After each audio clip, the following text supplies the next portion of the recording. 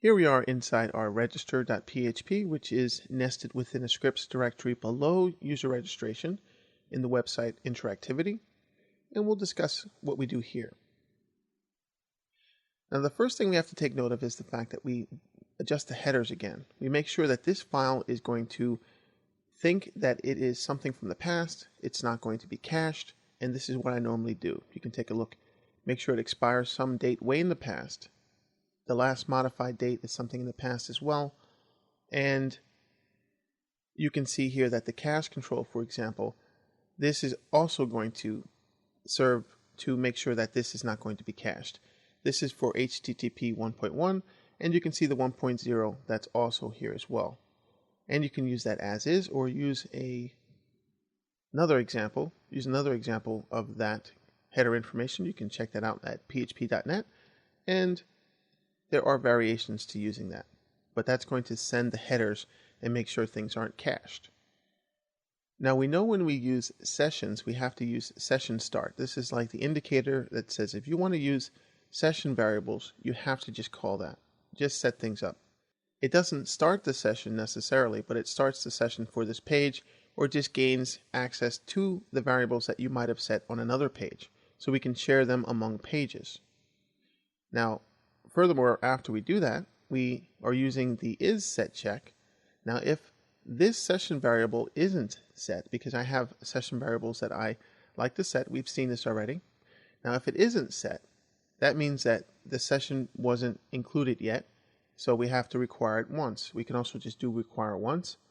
We only want to use this if this variable wasn't set. So this variable is set in that page, this session init.php, and it is also a PHP file, so you can't see this from the client. You can't see the code inside.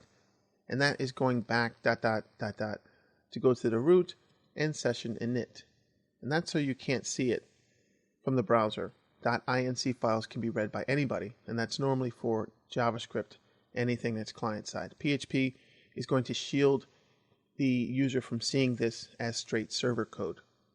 So if that was set, and it's set down here, that means that we're going to initialize things. That's initializing for the client. Now, we don't necessarily want to do this again and again because it's going to overwrite anything that we have set after we start using this. So that's why we check is set and make sure that that wasn't set. And that's the information behind that. And we do that here as well as in our register. So we're actually looking at the register. This is the file we want to actually work with, but you can see that that is the same thing that's set in the user registration or any page that we want to control and manipulate the session or just read the session. That's what we need to do. Okay. So now what we do is require session functions. We'll take a peek at that as well. And that's just going to store, as I've mentioned, all the fields that we actually want to pass in that form. This is mentioned in the form section.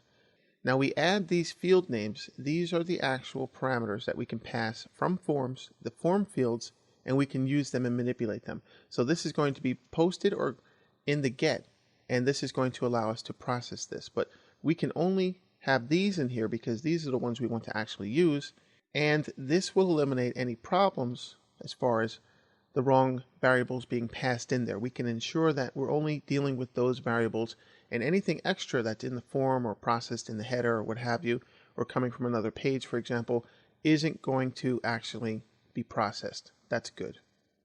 So continuing from there, with that array, we also reset the post just in case one of these require files starts to use the post for some reason. So we reset that like any other array. And then we use a while loop like we've seen many times. And then we're going to go through each post variable there. And we're going to see if anything is a value of nothing, we're going to set it to null because the databases can have null values depending on the field types that we specify. But we want to put something in as null or blank. It depends. Oftentimes null is better than just the empty string because it gives us the database value set specifically to null, and that can come in handy. It's like isSet and unset and checking for nulls here in PHP, but on the database side. So we're going to pass a string in our SQL string that's going to appear to be a null to the database. And then we're going to do some SQL injection type protection schemes here where we use the get magic quotes, and then we're going to use the add slashes to escape things.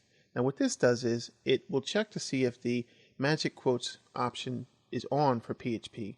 And if it is, it's going to eliminate the fact that some users could put in a single quote or double quote and mess up your SQL statements to the point that they actually can inject other SQL statements inside there in a pretty sneaky way. So this is going to check to make sure that's set on get magic quotes.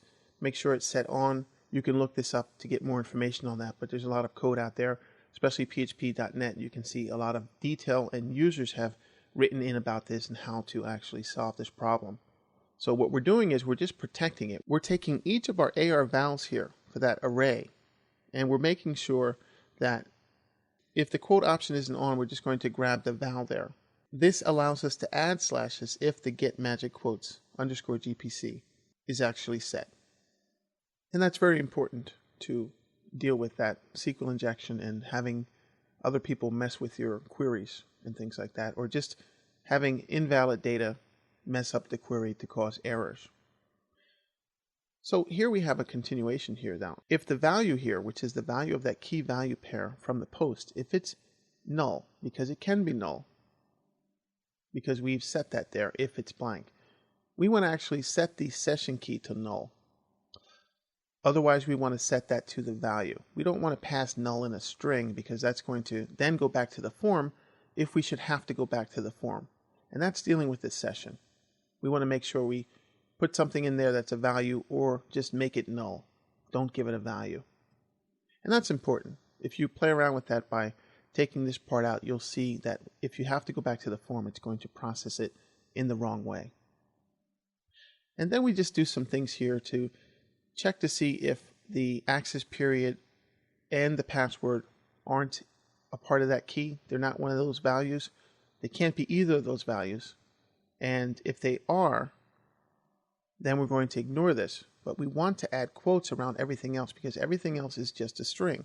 The access period is the only thing that actually isn't a string. And the password itself, we don't want to modify that because we're going to do something special to the password.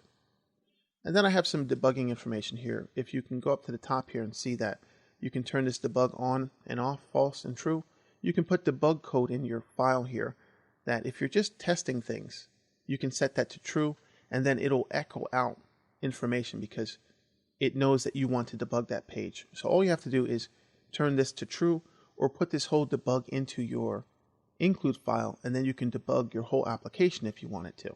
So that's pretty neat to be able to do something like that. But for the most part, that's just really dealing with the post variables that we get from the client, from the other page.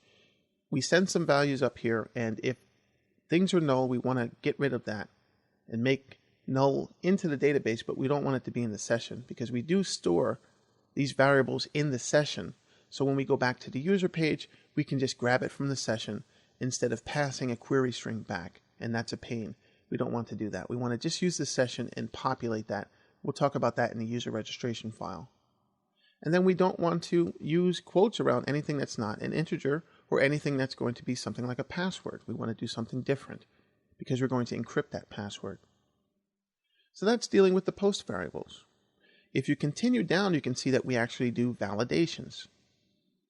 Validations are important, and you can see that if we check for certain things that aren't going to be the right things that we need for this data that's going to be passed into the database, we're going to return to the form, resend the form, we'll look at that function, and first we just check to see if things are set. If the variables that we don't want to have empty values or that we don't want to be empty or set, we have to pass that back and say, well, you didn't fill out the required forms. If for some reason you slip past the client-side validations that we had there, then we want to check for that. And that's the same thing as we move down. We have those as the session for here, and we check to see if they're set first, and then we see if they're empty. So is set and empty are two different things. So if they're empty, then we also go back to the form, and we'll talk about that later. And we'll also talk about this as well in the next video.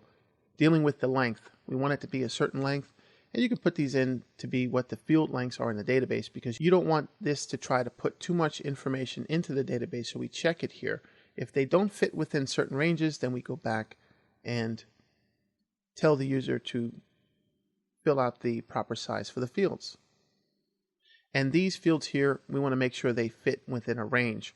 So these are the question fields. We don't want to get too much information, so we limit those fields to 60, which is the database size limits for those questions. So that's another way that you can validate, and that's an interesting thing that you can do. So we can continue. We're going to talk about the SQL, as well as what we're going to be doing here with selections and insertions, and then we're actually going to send a mail and talk about the resend to form and what happens in the user registration as well. But this is, for the most part, dealing with validations. Like I said, check out those variables, add slashes when you need to so you don't have any bogus code. You can check this a lot more than what I have here. This is some good checking, but you could do a lot better. And also your validations, make sure the fields you want are set, make sure they're not empty, and then check for the size of those fields for certain fields that you want to limit so that you don't try to put too much data into the database, which can have different results. And most of those are not good.